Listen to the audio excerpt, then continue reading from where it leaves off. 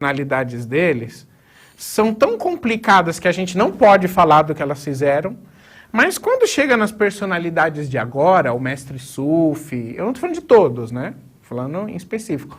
O mestre Sufi, o chefe salafista, não sei, às vezes o estudioso, que é aquela coisa da universidade no lugar, né, dos sábios islâmicos, ele é sempre o perfeito. Por que antes tem que falar que não tinha problema, né, o que a pessoa fez, igual o Khalid ibn Walid, por exemplo. Não tem problema o que ele fez, mas por que a pessoa de agora ela é tão certinha, ela é tão boa, ela nunca faz nada de errado?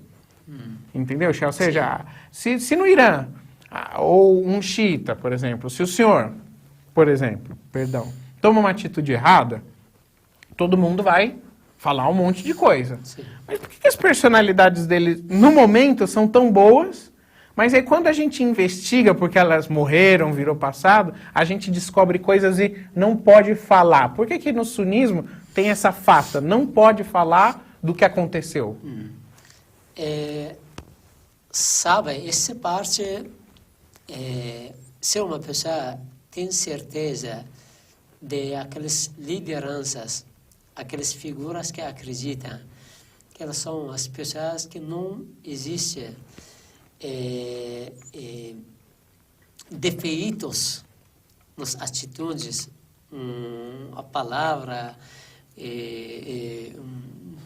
da vida deles, não deveria ter medo de se descobrir sobre aquelas pessoas.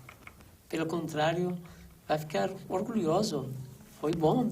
Vai descobrir mais sobre eles, a atividade deles, a palavra deles e personalidade deles. Mas quando uma pessoa sabe que aqueles líderes têm tantos defeitos na vida deles, que se uma pessoa entra, descobre aqueles defeitos, não vai ter um jeito de defender de aqueles defeitos daquele líder, o califado, ou uma pessoa, ele não vai ter. Por isso, para cobrir esses defeitos, esses erros, ou esses pecados, e por isso fala que deixa lá, e eles já morreram entrando no paraíso. Nós temos que, qualquer pessoa, nós precisamos estudar sobre ele, descobrir a realidade daquelas pessoas.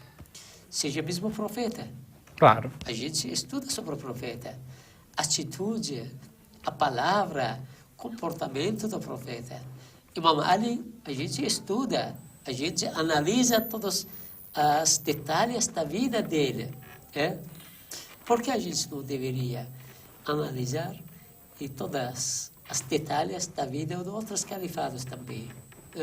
Com outras personalidades, outras pessoas. Por que não podemos?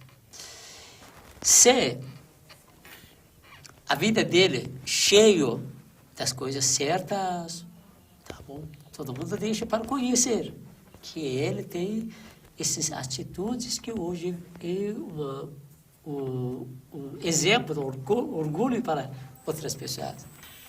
Não, se tem defeito, que tem, e por que você deveria esconder? Ou, se tem esses defeitos, por que você está defendendo esse jeito, os defeitos daquelas pessoas? E por que? O senhor já explicou por que no passado eles fazem isso de encobrir o líder, né?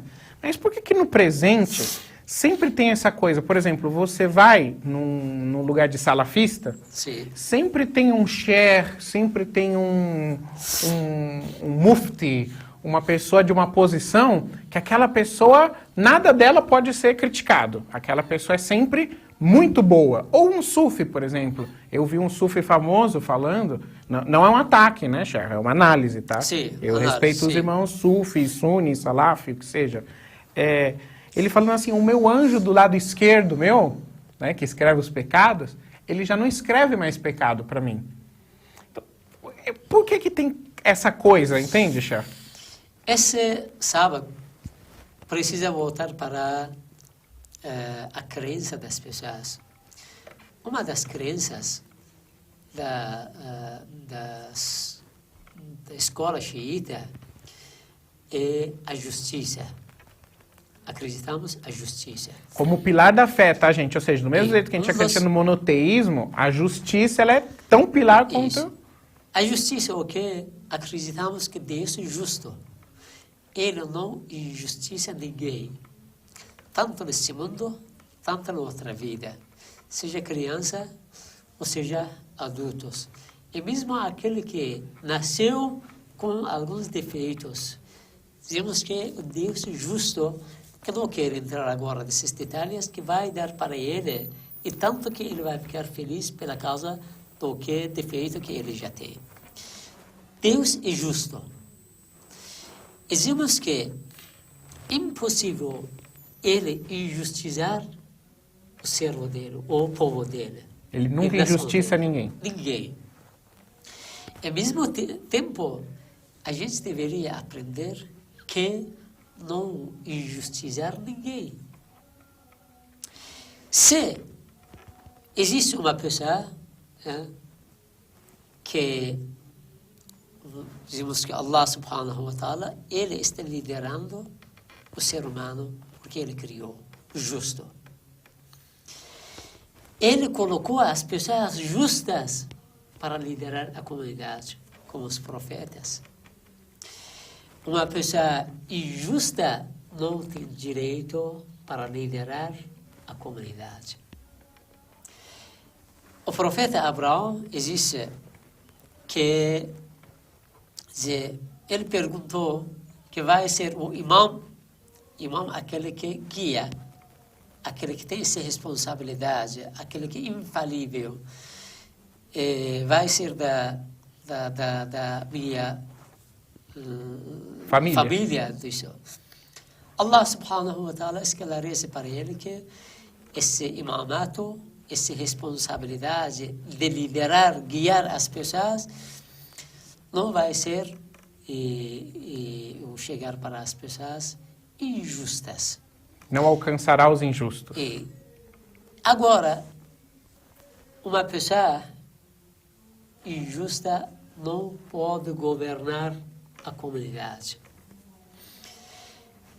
Aqui, a escola dos irmãos sunitas, para, dizemos, um jeito de resolver esse problema, eles falam que qualquer pessoa que pegou o poder, a gente não pode criticar ele. Não podemos falar sobre aquela pessoa. Não podemos tentar derrubar aquela pessoa. Isso, não podemos analisar aquela pessoa. Não podemos nos rebelar, né? Porque ele é o que? O governador, o califado.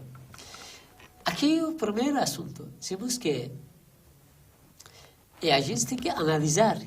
Ele é uma pessoa justa ou não? Porque uma pessoa injusta não pode liderar a comunidade.